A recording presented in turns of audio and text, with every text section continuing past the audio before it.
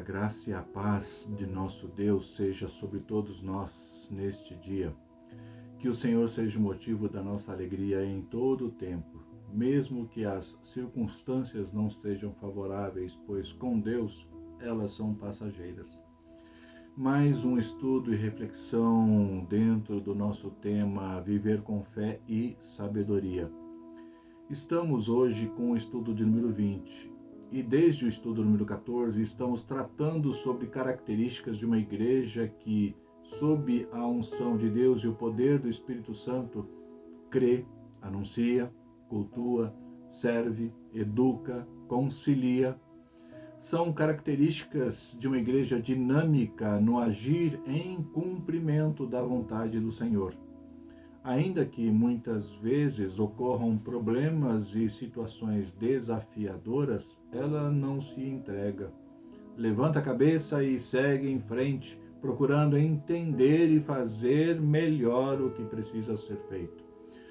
O que vimos com exemplos dos primeiros cristãos e outras referências nestes estudos deixa claro que a igreja precisa deixar marcas na sua história. As pessoas precisam ser impactadas para perceberem que a mensagem de salvação é urgente para elas. Nossos filhos e as gerações que estão por vir precisam receber o testemunho de uma igreja viva que busca fazer a vontade de Deus. Nesse sentido, a igreja precisa ser obediente, fiel, compromissada com a palavra e em todo o tempo anunciar o reino de Deus. O estudo de hoje, com o título Uma Igreja Profética, tem o texto de Amós capítulo 5, versículos de 10 a 15 como base para fazermos uma avaliação de como o profeta Amós entendeu a necessidade de denunciar as injustiças na sua época e clamar para que houvesse arrependimento e o povo buscasse a Deus para viver de forma justa e que alegrasse o coração do Pai. O povo de Israel foi uma nação escolhida por Deus para ser bênção e que através dela todas as nações da terra fossem abençoadas. No entanto, no tempo de Amós, o povo andava rebelde e Deus chama Amós para profetizar os juízos de Deus e chamar o povo ao arrependimento e converterem os seus corações. O livro de Amós tem 9 capítulos que vale a pena serem lidos durante este estudo para dar melhor entendimento, mas nós vamos ler apenas o trecho de Amós capítulo 5, de 10 a 15, que já nos dá o tom das suas palavras proféticas. O texto diz: Vocês odeiam quem os repreende no tribunal e detestam quem fala com sinceridade. Portanto, visto que pisam os pobres e deles exigem tributo de trigo, vocês não habitarão nas casas de pedras lavradas que construíram, nem beberão o vinho das belas videiras que plantaram. Porque sei que são muitas as suas transgressões e que são graves os pecados que vocês cometem. Vocês afligem os justos, aceitam suborno e rejeitam as causas dos necessitados no tribunal. Por isso, numa época de tanta corrupção, quem é prudente prefere ficar calado. Busquem o bem e não o mal, para que vocês vivam, e assim o Senhor, o Deus dos exércitos, estará com vocês, como vocês dizem. Odeiem o mal e amem o bem, promovam a justiça nos tribunais. Talvez o Senhor, o Deus dos exércitos, se compadeça do remanescente de José. Amós, esse homem chamado de Deus para ser profeta, chamado por Deus para ser profeta, obedeceu e as suas palavras foram para reis, governadores, líderes religiosos, pessoas do povo, etc. Quem foi Amós? No capítulo 1, versículo 1, a informação que temos era de que ele era um dos pastores de Tecoa, uma cidadezinha que se situava a 8 quilômetros ao sul de Belém, em Judá, ou cerca de 19 quilômetros ao sul de Jerusalém. Além de pastorear rebanhos, ele era um tratador de sicômoros, uma espécie de figos. Amós 7, 14 e 15. Portanto, era um homem do campo e não muito próximo da rotina das cidades. Podemos imaginar um homem acostumado à rotina da terra e dos animais, e longe do barulho e efervescência das cidades e de seus palácios. Talvez um homem simples nos costumes, mas com um coração que Deus olhou e foi o suficiente para o escolher e o chamar para ser profeta em um tempo de decadência moral e religiosa, cuja mensagem era para todo o povo de Israel, inclusive a sua liderança administrativa, política e religiosa. Quando foi isso? E em que tempo Amós profetizou?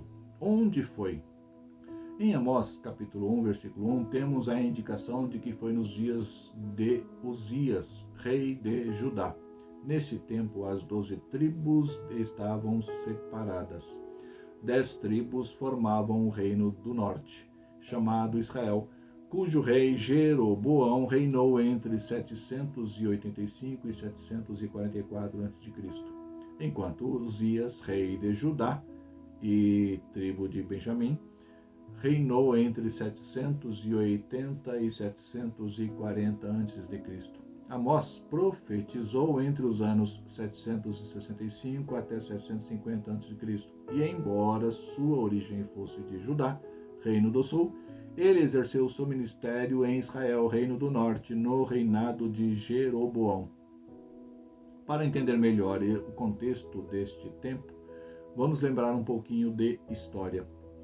Depois do êxodo e a experiência no deserto, o povo entrou na terra prometida por Deus. Com a morte de Josué, veio a época dos juízes, e vivendo em tribos, as relações comunitárias vão se formando em bases comuns como Deus projetou. As tribos não tinham uma centralização política e a economia era de subsistência e partilhada. Não havia tributação, trabalhos forçados e nem escravidão. Não havia exército permanente e o culto a Deus era descentralizado, baseado na experiência do êxodo e da aliança. Mas com a corrupção dos juízes e dos sacerdotes e os ataques dos reis das nações vizinhas, principalmente os filisteus, que queriam aumentar o seu domínio, sua economia, controlar as rotas comerciais, acabar com o culto a Deus e promover a escravidão, se fez com que as tribos de Israel desejassem uma nova forma de vida. Pediram um rei. Foram alertados de que este não era o plano de Deus e que a monarquia traria consequências pesadas sobre o povo. Mesmo assim, pediram um rei. Foram então 120 anos de monarquia para as 12 tribos, 40 anos com Saul, 40 anos com Davi e 40 anos com Salomão. Ao final do reinado de Salomão, as coisas não estavam bem. A idolatria de Salomão levou o povo a se corromper de tal forma que Deus anuncia que Jeroboão herdaria o reinado de 10 tribos. 1 Reis 11. Com a morte de Salomão, o seu filho Roboão deu continuidade ao seu reinado. Porém, o povo, que já estava cansado do pesado jugo e forte opressão no tempo de Salomão, agora estava sendo ameaçado por Roboão com uma situação bem pior. 1 Reis 12, 14. Nesse contexto, Jeroboão aparece e lidera uma rebelião do povo contra as ameaças de Roboão. Assim, 10 tribos seguem Jeroboão, enquanto Judá, a maior tribo da época, e Benjamim, uma das menores, ficam sob o domínio de Roboão. 2 reinos. Reino do norte, chamado Israel, e o reino do sul, chamado Judá, onde ficava Jerusalém e o templo de adoração. Com a divisão e a briga entre eles, aos poucos, Jeroboão pensou que precisava impedir o povo de se arrepender e retornar a Jerusalém por ocasião das festas e das celebrações, e acabasse cedendo às vontades de Roboão, rei de Judá. Jeroboão então promove a construção de templos e cidades para competir com Jerusalém, a fim de impedir que seu povo retornasse. Assim, templos e cidades construídas por Jeroboão se tornam concorrentes de Jerusalém, e aumentando ainda mais a discórdia. Sacerdotes foram constituídos em Israel no lugar dos levitas. Construiu bezerros de ouro, altares para sacrifício a deuses feitos por mãos. 1 Reis 25:33. Judá, por sua vez, também fez um reinado mau aos olhos do Senhor e cometeu muitos pecados, levando o povo a um tempo de corrupção moral e espiritual, como ainda não tinham vivido. 1 Reis 14:22. E durante todo o tempo de reinado destes dois reis, Judá com Roboão e Israel com Jeroboão, houve guerra entre eles todos os dias. 1 Reis 14:30. E é nesse contexto da história, sendo a liderança política e religiosa um péssimo exemplo, que aparece Amós para proclamar os juízos de Deus sobre o povo e seus respectivos líderes.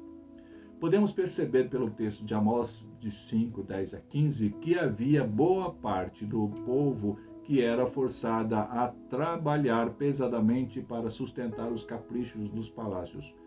Aqueles que eram mais fortes, como donos de propriedades e amigos do rei, também não se importavam muito com o sofrimento do povo. Os líderes religiosos da época eram omissos quanto a proclamar a necessidade de andarem nos caminhos e conforme os ensinamentos de Deus. Veja o que fala Amós, versículo 10. Aborrecem os que repreendem vocês, abominam quem fala sinceramente. Versículo 11. Pisais o pobre e exigem tributo pesado de trigo. Versículo 12. Vocês cometem graves pecados e transgressões. Afligem o justo, cometem suborno e rejeitam o necessitado. Embora fosse um tempo em que Israel vivia com seus problemas internos, ele não sofria guerra contra nações estrangeiras. De um certo modo, isto permitiu que alguns conseguissem gerar riquezas na produção à custa de trabalhos forçados e pesados encargos que afligiam sobre o próprio povo. Tanto Judá e Israel não estavam vivendo como povo chamado e escolhido por Deus para ser bênção na terra, e isto trazia vergonha e horror para a sua história. Vamos ver em Amós capítulo 5, versículo 21, Deus dizendo: aborreço, desprezo as vossas festas e com as vossas assembleias solenes não tenho nenhum prazer. É neste cenário deprimente na vida desta nação, chamada para ser bênção sobre a terra, que Amós, um pastor e plantador de figos, morador no campo, é chamado por Deus para proclamar juízo sobre Israel. Israel praticava a idolatria, praticava a imoralidade, praticava a injustiça, praticava subornos, corrupção e não se importava com aqueles que passavam necessidade provocada pela situação. Amós clama para que busquem o bem e não o mal, para que vivam. Amós tem uma palavra forte do juízo de Deus em todo o seu livro, porque a cegueira de Israel e a maldade cheiram muito mal. Amós profetizou em um tempo difícil. Sabemos pela história que não muitos anos depois, Israel foi invadida e levada cativa e espalhada em diversas nações. Um tempo mais, Jerusalém é levada cativa para a Babilônia. Mas também sabemos pela história que Deus não abandonou o povo escolhido. A mensagem de Amós é uma mensagem que nos chama para rever nossos passos. A mensagem de Amós é tanto para líderes políticos como líderes religiosos. A mensagem de Amós é para aqueles que fazem seus caminhos diferentes daqueles que Deus estabeleceu para a nossa vida. A mensagem de Amós é uma mensagem que a igreja deve continuar a ecoar em nossos dias. Os problemas apontados na sua época, como exploração de mão de obra, pesados tributos, corrupção, suborno, imoralidade, insensibilidade com os mais fracos e outros, são os mesmos em nossos dias. O pecado deve ser denunciado, o juízo de Deus é certo. A igreja precisa proclamar o tempo de arrependimento e mudança de atitudes. A mensagem de Amós consiste principalmente em um clamor pela justiça. A igreja precisa ser profética, com chamado para o arrependimento e apresentando a vontade de Deus em estabelecer um reino de justiça e paz. Embora os juízos de Deus sejam inevitáveis, Deus tem promessas de restauração para aqueles que o buscam de todo o coração e decidem andar nos seus caminhos. A igreja precisa ser profética, trazendo a palavra e a vontade de Deus em nossos dias. Amém? Vamos orar? Deus santo e justo, o Senhor também é Deus de misericórdia e amor. Somos obras de suas mãos, mas por causa do pecado somos falhos, erramos e precisamos muito da tua graça. No estudo de hoje, vimos como o povo que o Senhor chamou para ser bênção andou erradamente e precisou ouvir palavras de juízo e chamamento ao arrependimento. Nos dias de hoje, também enfrentamos muitas situações semelhantes. Ajuda-nos a proclamar de forma profética a tua palavra, para que haja conversão e haja justiça nesta terra. Ajuda-nos a proclamar as boas novas do teu reino em nosso meio. Te agradecemos pelo dia de hoje. Consagramos este tempo para te servir. Em nome de Jesus. Amém. Amém. Fique com Deus e até domingo que vem.